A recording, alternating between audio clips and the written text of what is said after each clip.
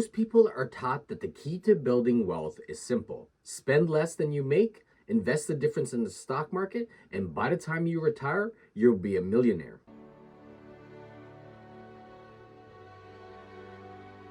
And hey, it works, but there's a problem. First, you need to start early.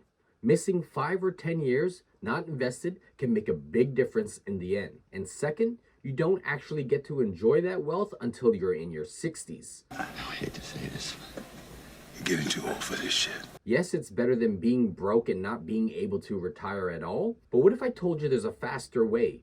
A way to build real wealth in your 30s and 40s. Today, I'm going to share with you the secret you need to know if you want to build wealth quickly. Let's say you started investing when you were 20. You invested $450 a month into an S&P 500 index and average a return of 10% a year. By the time you hit 60, you'll have over $2.8 million. But let's say you're like the most of us and you didn't get your shit together till you were 25. In the same scenario, you would have $1.7 million at the age of 60. Over $1.1 million in the difference in just 5 years. And if you started at 30, you would only have around $1 million at the age of 60. And now that may seem like still good money, but also consider how much $1 million will be actually worth 30 years from now. Due to inflation, $1 million 30 years from now will have the same buying power as $400,000 today. My story starts when I was 25. I was making good money, but I was living paycheck to paycheck. I had credit card debt and student loan debt. No savings, no investments, and no emergency fund. And just one day, I decided enough was enough. I started diving into ways to saving money. I got into YouTube and watched channels on frugal living, minimalism, debt-free living, and budgeting. My days were spent watching these videos, budgeting, and tracking every dollar and looking for the best interest rates. I was constantly moving my money from bank to bank. Whoever had the best interest rates had my money. Every day I was learning new ways to spend less and cut down my budget. It was only a year later I had all my debts paid off and I was building my emergency fund. And it was probably around a year of saving till my emergency fund was fully funded. Saving money wasn't a chore or something I was forced to do. It was fun. It was like a hobby. It kind of looked like an unhealthy obsession. It was all I wanted to do, and it was all I wanted to talk about. But after a while, I hit a wall. It felt like I learned every saving tip possible, and I wasn't able to increase my savings rate anymore. That's when the obsession started to fade. Now, phase 2 begun. While learning about saving, I realized there was an entire world of personal finance that needed to be learned. So I started learning. The first finance book I read was Rich Dad Poor Dad by Robert Kiyosaki. Something just clicked in this book. My mindset shifted. Instead of playing defense with saving money, I realized I needed to buy assets, which is a big part of financial literacy. Investing. The first asset that caught my attention was silver bullion. Not really much of an investment, more of a store of value, but it was cheap and easy to obtain. Stacking silver became my new obsession.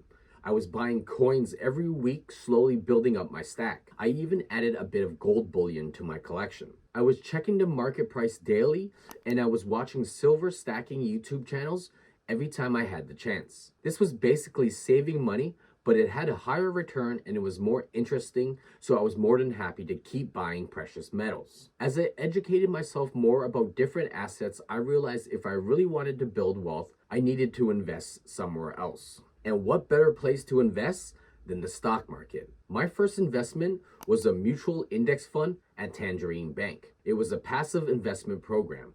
I set up automatic purchasing, and every month a portion of my savings would transfer to this mutual fund. It didn't take long till I realized I would be getting better returns using a robo-advisor. So I started contributing to a Wealthsimple Invest account. The fees were way less and offered better returns. These robo-advisors are basically a mutual index fund without the advisor. They were also passive investing. But the thing with passive investing is that it's boring. This is when I started getting into buying individual stocks. I started with Canadian dividend-paying stocks like Bell, TD, Fortis, Enbridge, and the Canadian National Railway. Doing this helped me learn fundamental analysis. I was learning the ins and outs of investing, and it felt like I was ready to start picking more risky stocks. I was watching YouTubers and reading articles and Reddit forums for some guidance. In other words, I was blindly picking stocks based on what a random guy on YouTube said. I managed to hit big on a few stocks like Tesla, and a few other SPAC stocks like Nikola or Neo. I bought at the right time and I sold at the right time. But then I was getting greedy and started buying at the wrong time and started selling at the wrong time. It wasn't long till I realized trendy stocks are too risky. They were fun and exciting, but it felt more like gambling than investing. I was also doing the same thing with crypto, buying trending coins and trying to make a quick profit. I built up a pretty big crypto portfolio, and it wasn't from the trendy coins. It was from the highest conviction ones that gave me the best returns. Your Bitcoin, Ethereum, Solana, etc. The market dropped and I lost half the value. My interest in crypto was gone, and I decided to just forget about my portfolio and play the long game. The stock market also dropped at the same time, and that's when I decided to stick with the tried and true, the method I was using at the beginning. Broad market, low cost index funds. But this time I skipped the mutual fund and a robo-advisor and just bought globally diversified all-in-one ETFs, specifically BlackRock's all-equity portfolio. I automated everything and just left my portfolio alone. See, I learned that proper long-term investing is supposed to be boring. If you're having fun, you're not doing it right.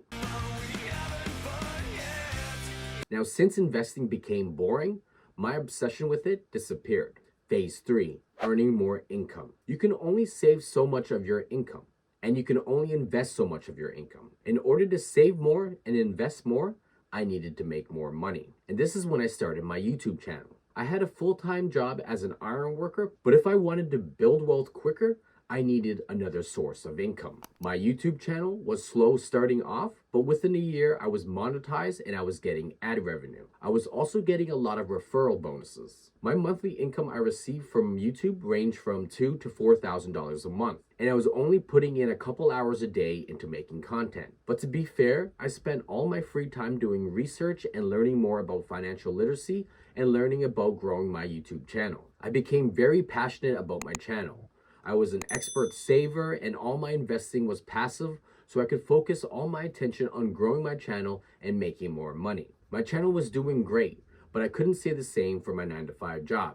The construction industry became slow and I wasn't getting full-time work. So I did what I had to do. I quit my job and I started working on a major construction project. The money I was getting there was the most money I've ever made. The problem is I was working 10 to 12 hours a day on a 14-day and 7 days off shift, with a total commute of 3 hours a day. So you could say my YouTube channel was put on the back burner and my YouTube income was getting less and less. But I was still making more money from my job. So much money I was able to save $3,000 to $4,000 a month. Now let's go back to the compound interest calculator. If I started late with investing at 30 like most of us do, but I was able to save $3,000 a month, with an annual return of 10%, my portfolio would be $1.2 million in just 15 years. No need to wait for 30 years to become a millionaire. If you can save $5,000 a month and earn a 20% return, you'll have $1.1 million in 8 years. If you can save $10,000 a month and earn a 30% return,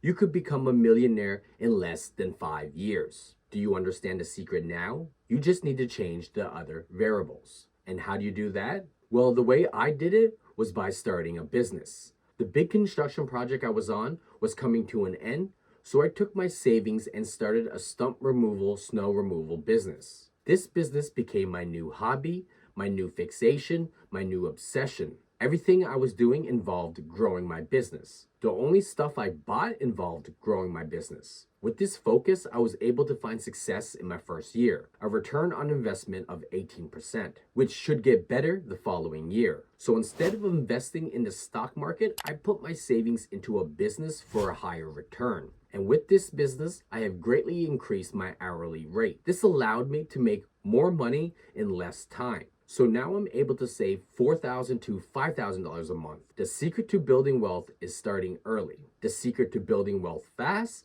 is making more money and getting higher returns on investments. And the best way to achieve this is to have an unhealthy obsession with making money. You only have so much time, especially leisure time. If you want to improve aspects of your personal finances, you need to focus that time into it. Give up the hobbies, the Netflix, the doom scrolling, the video games, the nights out at the bar, and hanging out with your friends. Sounds rough, But that's the reality. You need to sacrifice in order to achieve more. The more you're willing to sacrifice, the sooner you will achieve your goals. Get out of your comfort zone, be disciplined and ambitious, take risk. If you don't take risk, you'll work for someone who did. But not risky risk, calculated risk. Make mistakes, fail, then learn from your failures and mistakes. I'm by no means rich or wealthy, but I live comfortably, I have more time to spend with loved ones, and I'm in the process of building a legacy I can hand down to the following generation to give them the head start I never had. If you want to hear about how I escaped poverty, check out the video on the right of the screen. See you there.